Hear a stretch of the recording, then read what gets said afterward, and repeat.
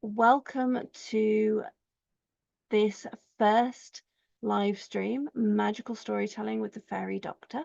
The Fairy Doctor is in. Tell me what ails you and I'll tell you a tale. So normally with the Fairy Doctor, I would invite a volunteer up onto the stage, up into the doctor's office to choose intuitively something that will help them to reach their heart's desire, to heal what ails them. But as I unfortunately can't see any of you because I haven't worked that bit of the technology out yet, then I'm going to invite you, whoever you are, who has joined me here today, who has landed on this video, to take a moment to tune into, to breathe into what ails you, what is weighing on your heart, what are you dreaming of? Just let that settle and ripple through you for a moment. I am the Fairy Doctor, Halo Quinn, storyteller extraordinaire. And if you know anything about our folklore, anything about our history, then you'll know that the cunning folk of old were often said to have learned their ways from the fairy folk. They were often said to have learned their charms and learned their healing magic from those spirits that often feature in our stories. And what better medicine is there? What better healing is there? What more powerful magic is there than the stories themselves? I bring to you today pure, unadulterated tale. No snake oil here, oh no. Just rich and beautiful story. For you to listen and let the words wash over you, to bring that healing, that inspiration to your heart. Now, I have with me a doctor's bag full of medicine. And not just any medicine, but the medicine of yarns. Yes, I like a good pun, and all puns are bad puns. The best puns are the worst puns. So all bad puns are good puns, and you'll have to excuse me because it doesn't get any better than that. I have yarns of all different colours. Let's see if I can shine a light here to reflect that for you. You see those flashes of pink and cream. There we go. Adjusted the camera. We have red and black. We have rich seaweedy blue. We have all sorts in here. So let me just pop these back in the bag. Close my eyes as you close yours. And if you just feel into that. You've stepped into the doctor's office. You've come with something that ails you, something that calls to you. And that calling, that ailing, summons a tale. So look, my eyes are closed. And I will choose for you through the power of, so it's technically this is dowsing. This one feels good. Now what do we have? We have a shimmery, shiny, brightly coloured bottle of starlight. You're going to catch that? There we go. Well done. Our mythic medicine today is starlight from Elfame. And that, of course, makes me think of the zodiac.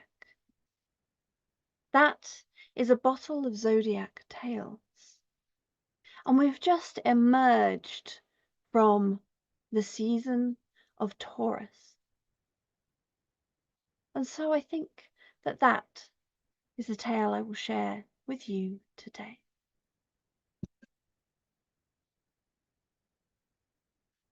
Once upon a time, a long time ago, there was a bull.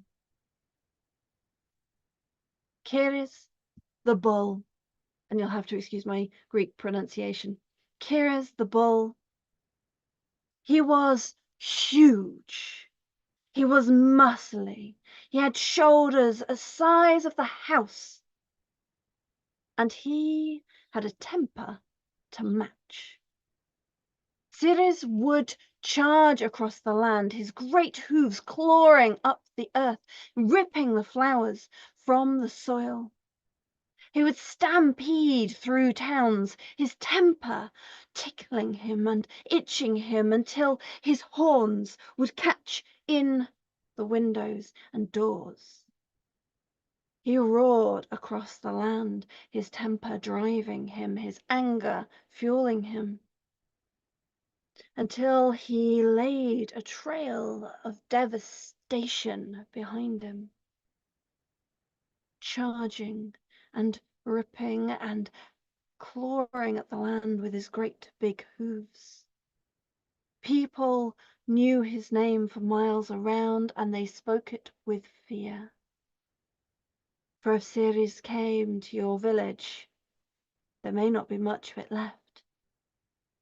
It was not malicious. It was not personal. It simply was the fury of the bull tearing through the land. And then one day Ceres was walking, charging, racing, stamping across a field full of fresh flowers, tiny white blossoms newly minted, newly grown. His great hooves leaving moon-shaped marks through the flowers themselves. And then he encountered a beautiful maiden who shone with magic, who shone with the light of spring, who glowed with the new dawn that rises as the year turns, bringing with it the light that coaxes up those flowers from the earth. He saw her. He was still enraged, and he charged. Horns down. This small being, glowing, shining, somehow an affront to the fury that he felt. Towards her he ran, faster and faster, faster and faster, until he realized that she was not moving and everyone else had run. He raced up right and then puts the brakes on right before he reached a stopping. With the tip of his nose an inch from hers, his horns curved round deadly sharp either side, as the maiden looked at the bull and said softly, "My dear, tell me, what is wrong?" Softly she spoke to him, and softly she listened. For the first time, someone listened. And Ceres felt his temper begin to soothe. He felt that rage within begin to ease. He felt his heart rate soften and his breathing deepen. And he felt the whole world breathe a sigh of relief around him. He calmed under her touch, under her voice.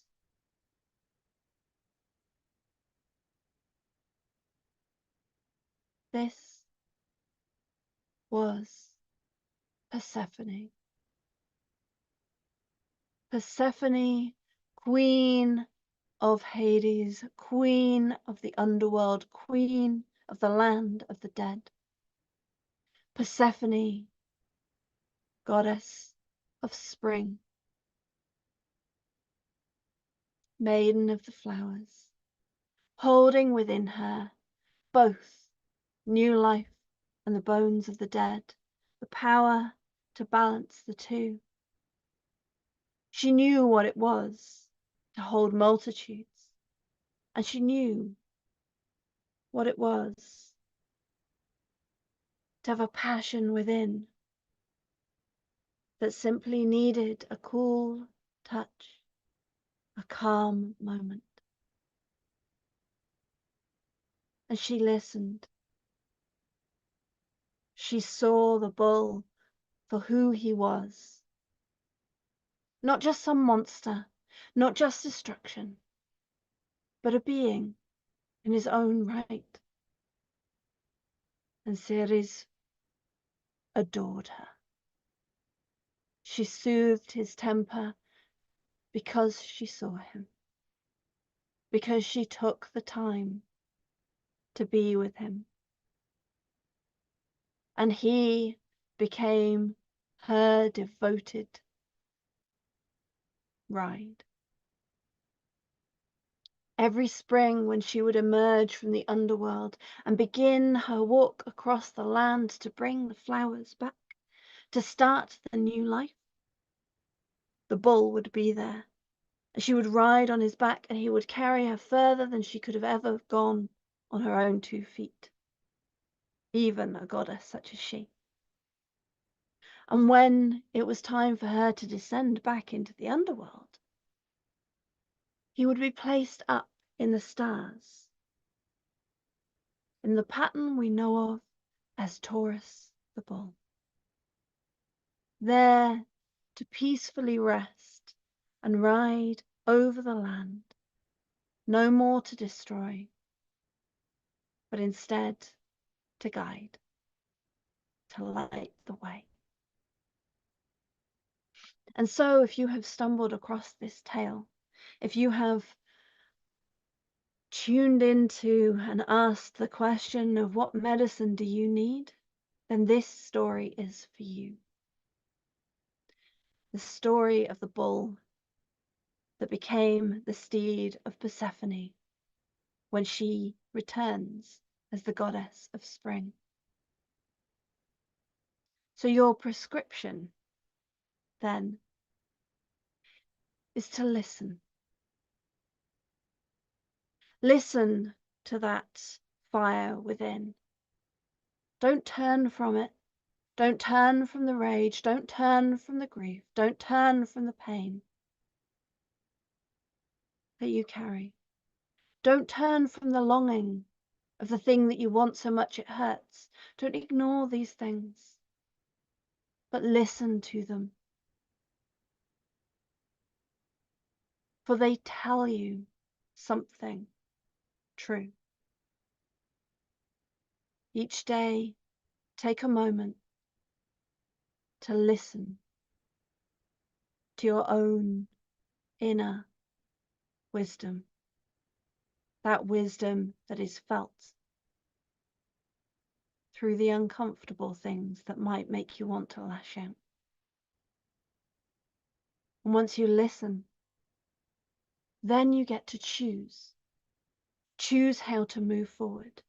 You can choose to continue on a path of destruction or running away, or you can choose to take those steps to help the flowers in your life grow and bless them with starlight.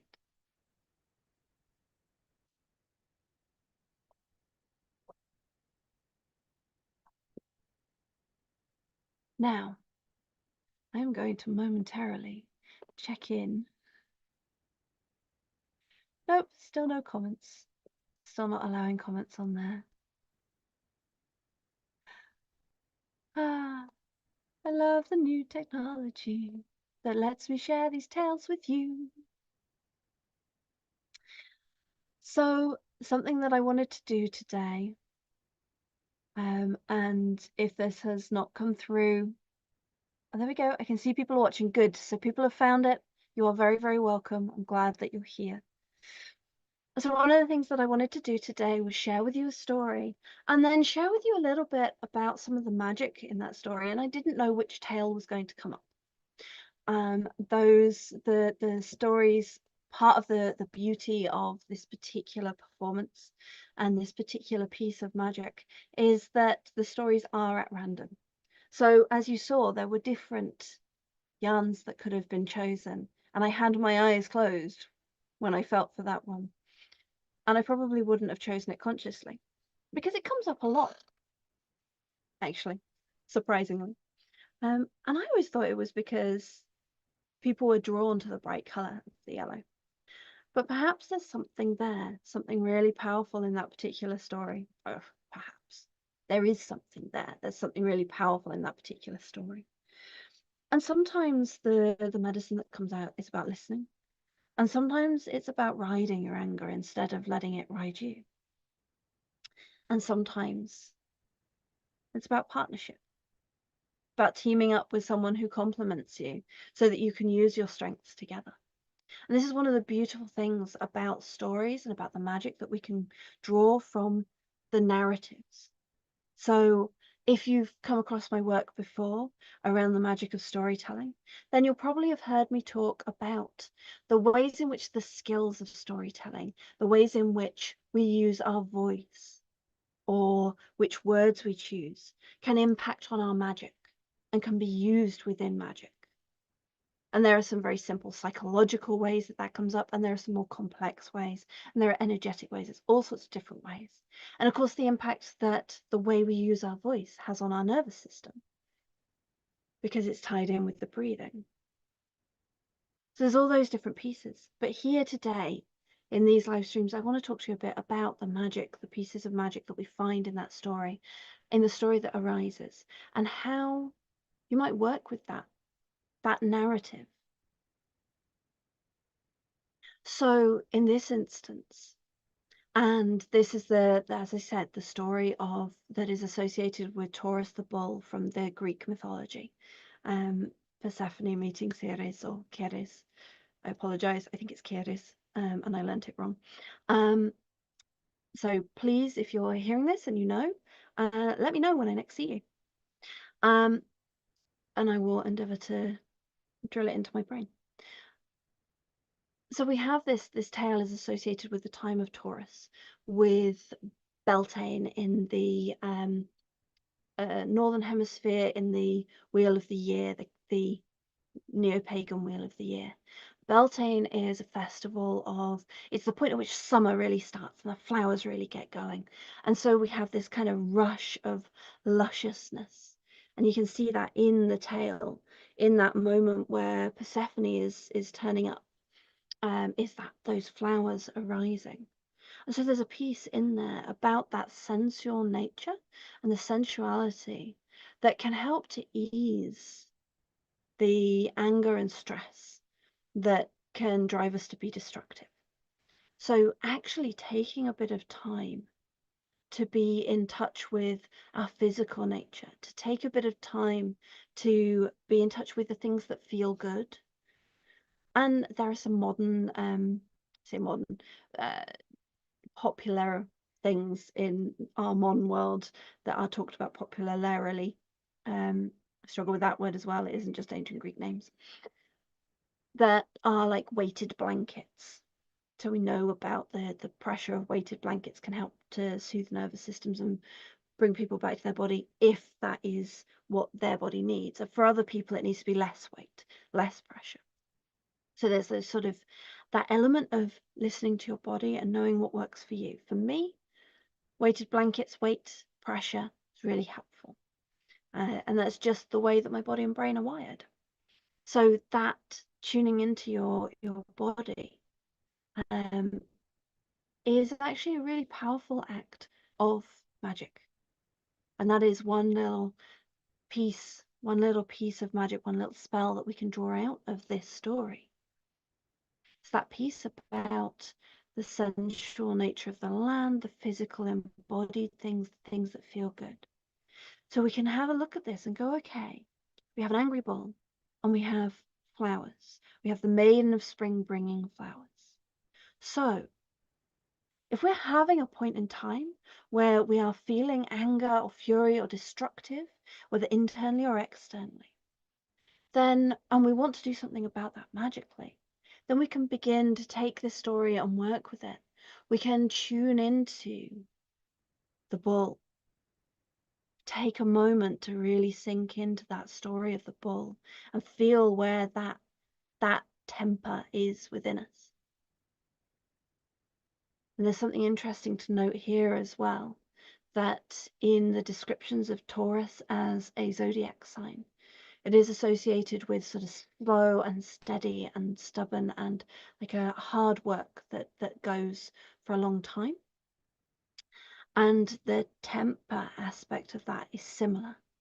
So someone with a lot of Taurus in their chart might have a very, very long fuse. They're very, very slow to lose their temper. But when they do, it's a big bang because it's taken a long time to build up. And it again takes a long time to calm down. So this story, this magic of this story might be particularly well suited to working with anger that's built up over a long time. Yeah. And so you take that aspect and you go, okay, this is something that I want to work with, something that I want to soothe, something that I want to use productively. Because anger is something that we can use productively. Just like the bull became a steed for Persephone and carried her further. Our anger can direct us and can drive us when we harness it. So if we're at that point, we go, okay, so in the story we have the goddess of spring, and we have the flowers, and we have this piece about sensuality and about embodiment. So perhaps we make a deliberate, concerted effort to go out on a walk or out into our garden or out in our wheelchairs, like however we can get out into the world. And as we travel, we feel our inner fire pushing us, and find a flower and take a moment to appreciate the beauty that is there, even when there's all the things that might be making us angry. That beauty is still there. If it's a scented flower, you might smell it. There's some beautiful roses that blossom every summer near where I live, and they have the most gorgeous smell. Just have to make sure that there's no bee inside before you stick your nose in it. So that in itself can be a little piece of magic, a little spell that you do. You could get some like rose petals, very nice, or is it marigold? Marigold isn't one I'm thinking of, but marigold, chamomile, something that's a flower that you can get that's dried, and make sure that it's food based. No, not the ones in the local park, because they may well have been sprayed with pesticides or things, unless you know they haven't been. Take some flowers and make a tea. And as you're making that tisane, and you're stirring the petals into the hot water, and you're just sort of concentrating on that thing that is driving you, that anger, and letting it transmute through the process of being physically present and taking that moment to do that physical motion of stirring it and then drinking it, and taking that time to feel that come into you and the magic of the flowers, and letting it transform that discomfort, that anger, that whatever it is, into something that can be fuel to move you forwards. So this is one way in which you can work with stories and with a narrative in order to create a personalized piece of magic, a spell, an enchantment. Quite like enchantment for these, because they're small pieces of magic on the surface, but they work to re-enchant your life, to slowly shift things from something that you don't want to be in the midst of to something you do. And you can also call on the characters. You could write an invocation to those characters. You could write an invocation to the deity Persephone as Maiden of Spring, and say something as simple as, off the top of my head, if you're feeling that anger, that discomfort, something that's making you lash out, Persephone, goddess of spring, maiden of the flowers, you who soothe the angry bull, you who listen to all who come through your doors, you who return to the land of the living to bring new life.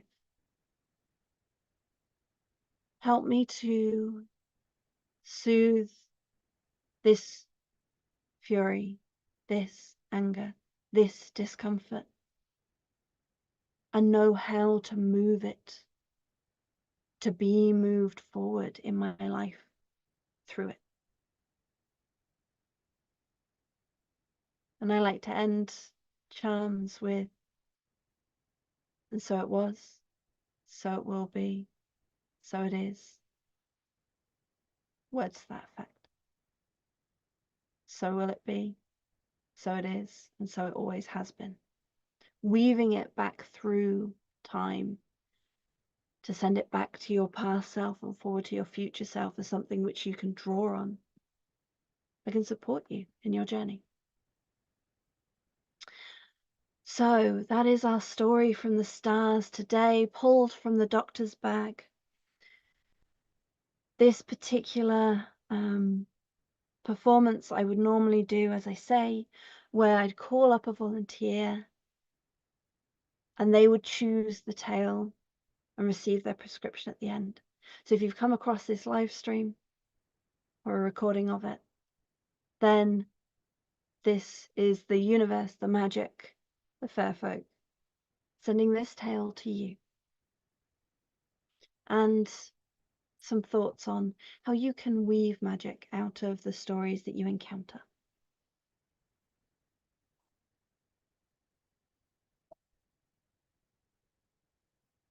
If you are interested in discussing this further, then come along and find me. Hopefully there'll be comments opening up at the bottom of this video when I post the replay, and I will do my best with that.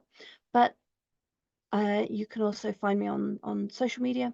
But the best place to discuss these things and to actually dive deeper into the magic of storytelling, the power of storytelling, the way in which we use that, is to come and join me in the Enchanted Academy. So you can join the Enchanted Academy and come along to the Enchanted Circles, the open circles, where anyone from the community can come in and share and ask questions, and we can discuss a particular story. Sometimes I pick a particular topic, and if you're part of the community, then you can request specific topics. And I normally share an oracle reading. I also do more specifically embodied focus, so Crimson Craft focused live streams in my Crimson Collective Facebook group, which you are welcome to join. And I will put a link to my website and to all these different things below so that you can find them and come and join me in whichever space feels most joyous for you. One of the best ways to find out as things come up and where you can find my courses is to actually join my mailing list.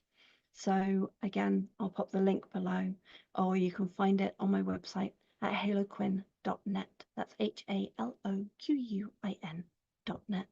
So like, love, follow, subscribe, all the buttons, as they say on the YouTubes, which is where this is landing. Thank you very much for joining me today. Thank you for listening.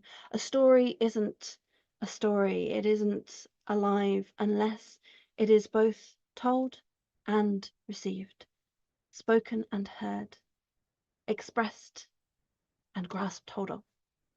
So you are half of the telling of the tale, and this is how it lives on.